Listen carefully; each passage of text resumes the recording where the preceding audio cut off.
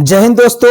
आज हम बात करने जा रहे हैं मंजीत सिंह पटेल से। पूछा गया कि आखिर सरकार 18 महीने का वक्त क्यों लेगी 8वां पे कमीशन लागू करने में, या फिर पुरानी पेंशन बहाली का मुद्दा भी पूरे देश भर में अभी गूंज रहा है। जी हाँ दोस्तों, कर्मचारी संगठन लगातार अपनी मांग दोहरा रहे हैं कि सामाजिक सुरक्षा की गारंटी अगर कोई पेंशन देता है तो वो है पुरानी पेंशन, और सरकार इसे क्यों नहीं लागू करेगी, क्योंकि सरकार ने लोकसभा में ऑलरेडी जवाब दे दिया है कि हमारे पास पुरानी पेंशन बहाली का कोई प्रस्ताव विचाराधीन नहीं है। यानी ये लिखित रिकॉर्ड में अब सरकार के तरफ से दिया गया है। लेकिन कर्मचारी संगठन लगातार पुरानी पेंशन की मांग पर अड़े हुए हैं। टर्म ऑफ रेफरेंस जो 8वां पे कमीशन में दिया गया उसमें भी पुरानी पेंशन की मांग की गई है शिव गोपाल मिश्रा के द्वारा। जी हाँ दोस्तों, इसके अलावा बहुत सारे यूनियन संगठन है लगातार पुरानी पेंशन की मांग कर रहे हैं।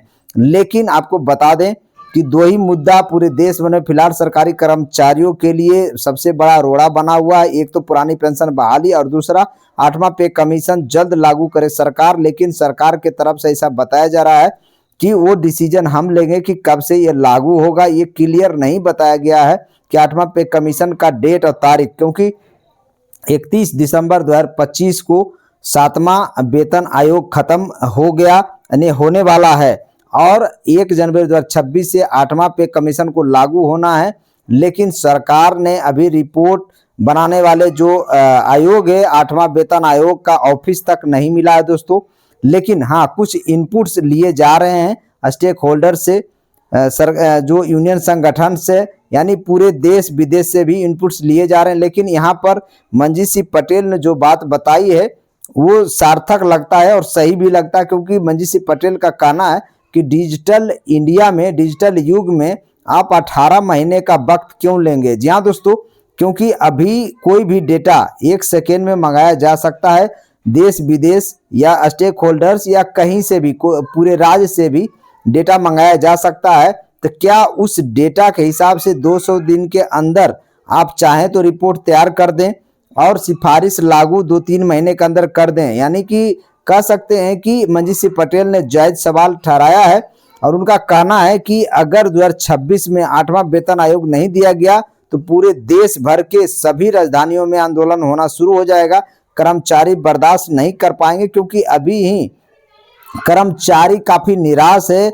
आपको पता होना चाहिए, क्योंकि कर्मचारियों को 8वां वेतन आयोग 1 जनवरी 2026 से ही मिलना चाहिए। आपको बता दें, जितना ज़्यादा सरकार डिले करेगी उतना ज़्यादा प्रॉब्लम सरकार को ही होने वाला है। आपको बता दें, सरकारी कर्मचारियों का तो नुकसान होगा ही होगा, सरकार भी घिरे में कटघरे में घिरेंगे। जी हाँ दोस्तों, क्योंकि सरकारी कर्मचारी का एचआरए और ट्रेवलिंग अलाउंस, इसमें बहुत बड़ा नुकसान होने जा रहा है। क्योंकि सरकार अगर डिले करेगी तो ये 2 अलाउंस बाद में नहीं मिलता, ये बात आपको मालूम होना चाहिए।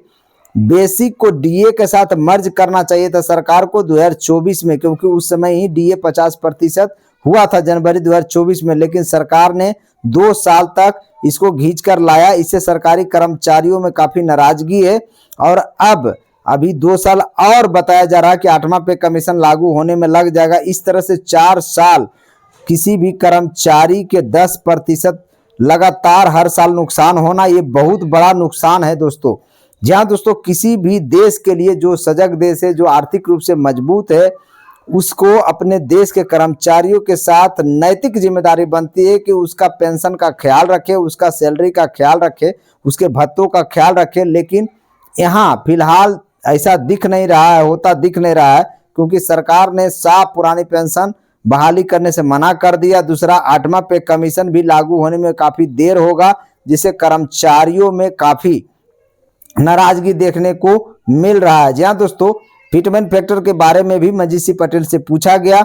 मंजीत सिंह पटेल ने साफ बोल दिया कि मिनिमम फिटमेन फैक्टर 2.64 मिलना ही चाहिए, किसी भी हाल में मिलना ही चाहिए, क्योंकि फैमिली यूनिट भी बढ़ेगी। अभी फैमिली यूनिट 3 है और आगे जाकर 4-5 हो सकता है।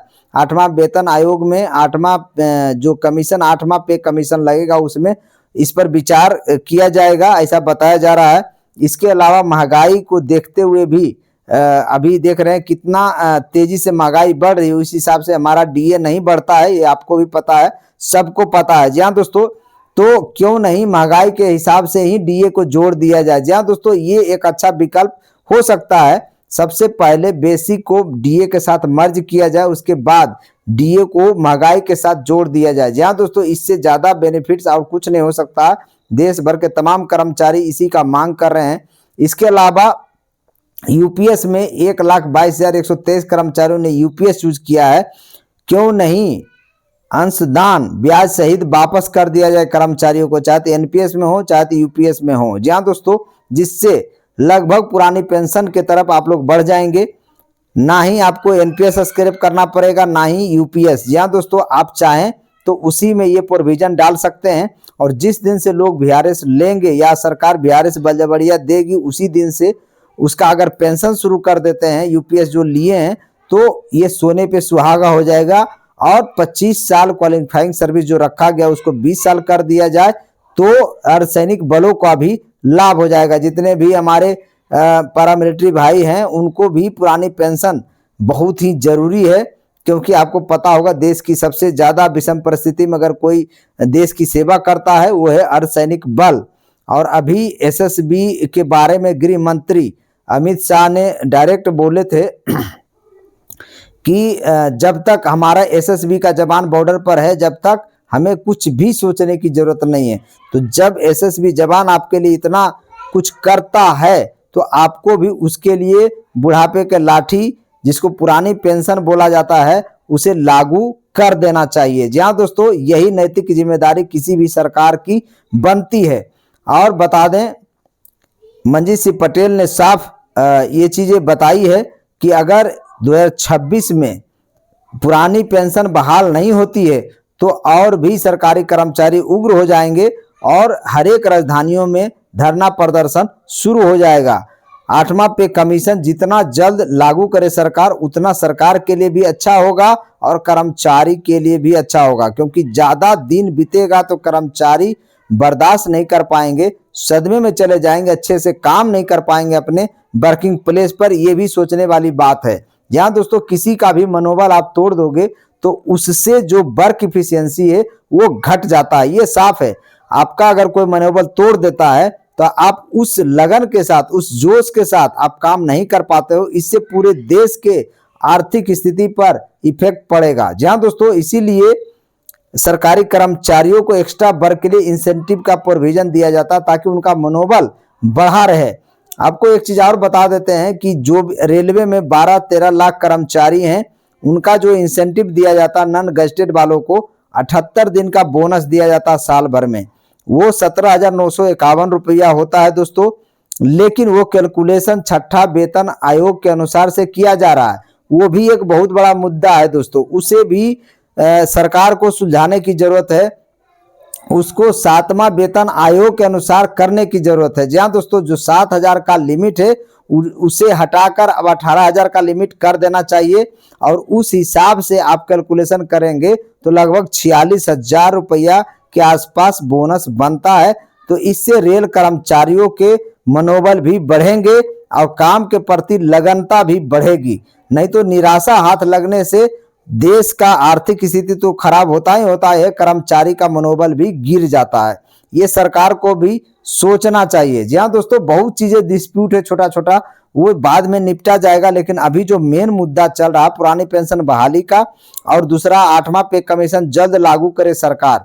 पुरानी पेंशन बहाली पर सरकार ने किनारा कर लिया है, लेकिन सरकारी कर्मचारी छोड़ने वाला नहीं है, क्योंकि एनपीएस के लिए 20-22 साल से लड़ा जा रहा है और यूपीएस के लिए पिछले 1 अप्रैल 2025 से लड़ा जा रहा है लगातार। आपका भी इसका एग्जाम्पल भी आप देख लिए होंगे कि यूपीएस लेने वालों की संख्या काफी कम है। अब 30-35 लाख एनपीएस धारी में से मात्र आपका 1-2% लोग ही यूपीएस चूज किया है। और पहले वाले वीडियो में भी हम आपको बता चुके हैं कि वो वही लोग यूपीएस को चूज किए हैं जिनका पेंशन 1,000-1,200 रुपया बन रहा था। अब आकर के हो सकता है यूपीएस लेने से उनको कुछ फायदा हुआ होगा, 10 से 12,000 बन रहा होगा, 15,000 बन रहा होगा। उनके साल कितने साल वो नौकरी किए उसी अनुपात में ये पेंशन का प्रोविजन है यूपीएस में, जो पहले भी आपको हम पहले बता चुके हैं कि कम से कम 10 साल आप नौकरी करेंगे तब जाके 10,000 महीना पेंशन मिलेगा यूपीएस में। इसके अलावा अंतिम 12 महीने का एवरेज का 50% पेंशन देगी यूपीएस में। लेकिन 60% आप जब इसका पैसा निकालोगे, आप जब 60% पैसा निकालोगे उसी अनुपात में आपका पेंशन भी घट जाएगा, ये बात का ध्यान रखना। 60% फैमिली पेंशन की बात बोला गया यूपीएस में। उसके अलावा आपका जो महंगाई भत्ता है डीए हमेशा बढ़ते रहेगा, all India consumer price index के आधार पर हमेशा बढ़ता रहेगा। लमसम अमाउंट कुछ दिया जाएगा 1/10 ऐसा बताया जा रहा है। बेसिक प्लस डी यानी हर 6 महीना के हिसाब से मल्टीप्लाई होता है। तो इसका कैलकुलेशन हमने पहले भी करके बताया है कि आपका जो भी सैलरी होगा उसका 6 महीना के सैलरी के बराबर ही लमसम अमाउंट दिया जाएगा, ग्रेच्युटी भी दिया जाएगा, ये सब चीज़ें हैं। लेकिन मेन जो मुद्दा है यूपीएस में, जो पहले भी आपको हम बता चुके हैं, आपका अंशदान ब्याज सहित वापस सरकार करती है कि नहीं, ये देखने वाली बात है। और दूसरी, जिस दिन से आप वीआरएस लोगे, जिस दिन से सरकार आपको रिटायर करेगी, उसी दिन से पेंशन शुरू करती है कि नहीं, 25 साल से 20 साल क्वालिफाइड सर्विस करती है कि नहीं, ये सब चीज़ें के कारण यूपीएस को कोई चूज नहीं किया है। जी हाँ दोस्तों, इस सरकार को भी अब ध्यान देना पड़ेगा। बाकी मेरे वीडियो में बने रहिए, लेटेस्ट जानकारी आपको तक हम लाते रहेंगे। फिलहाल 8वां पे कमीशन में फिटमेंट फैक्टर जब रिपोर्ट तैयार होगा तभी जाके क्लियर हो पाएगा। फिलहाल सभी लोग अपना अपना डिमांड दे दिए हैं सरकार के पास। मिनिमम 2.64 मिलना ही चाहिए, उससे ज़्यादा ही मिलना चाहिए, क्योंकि आप ऑलरेडी 4 साल लगभग हर एक कर्मचारियों को 10% तो ख़त्म ही कर दिए हैं। तो उस हिसाब से अगर 3 फिटमेंट फैक्टर नहीं मिलता है सरकारी कर्मचारियों का, तो बहुत ही मार्जिनल सैलरी बढ़ेगा, भत्ता बढ़ेगा, पेंशन बढ़ेगा। तो इससे भी ज़्यादा कोई फर्क पड़ने नहीं जा रहा, क्योंकि इस सरकार में पहले भी 14.3% ही बढ़ाई थी 7वां वेतन आयोग में। अब 8वां वेतन आयोग में कितना बढ़ाएगी आने वाला भविष्य में ही तय हो पाएगा, क्योंकि पंकज चौधरी ने साफ बोल दिया है कि वो डिसाइड हम करेंगे कि कितना बढ़ाएंगे, कितना नहीं बढ़ाएंगे, और कितना पैसा उसके लिए अलॉट किया जाएगा। ये चीज़ें भी सरकार से पूछा गया था और सरकार ने यही जवाब दिया कि आने वाला दिन में उसका डिसीजन हम लेंगे, कब से लागू होगा, कब से नहीं लागू होगा। ये इसका लिखित प्रमाण, इसका लिखित उत्तर दिया गया है लोकसभा में। बाकी मेरे चैनल पर आप नए हो तो मेरे चैनल को सब्सक्राइब कर लेना, शेयर कर लेना। जय हिंद, जय भारत।